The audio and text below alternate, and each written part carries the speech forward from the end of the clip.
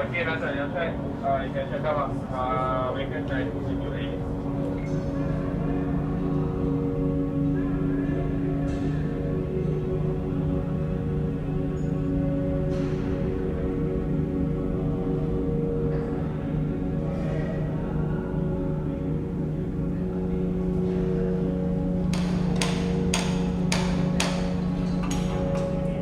Due to the wear of the rail, there's a need to change out when it hits a certain threshold. So the consist team is out here tonight to do up the rail change.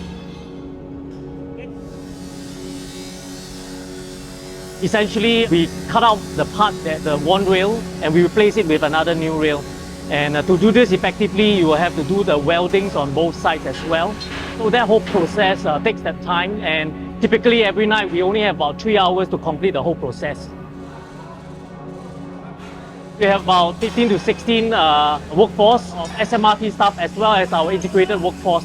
Given the age of the North-South East-West line, actually we are deploying up to 5 work fronts or 5 teams every night to do up a rail change.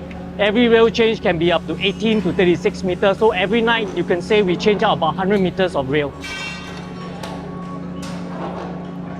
The rail change part is really critical for ensuring the safety of the rail system as well as the comfort of the ride.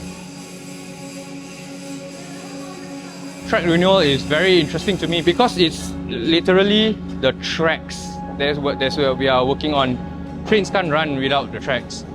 So the challenges we face every night probably is the time constraint. We will start around 1:30 and we have to stop latest by 4:30. But of course, we overcome these challenges by having a strict procedure that we always follow to make sure that we carry out our rail replacements in time. I feel that our work is considered behind the scenes. I think not many people would know that because the work we do is between 1:30 to 4:30 am, so the commuters and the public do not get to see it.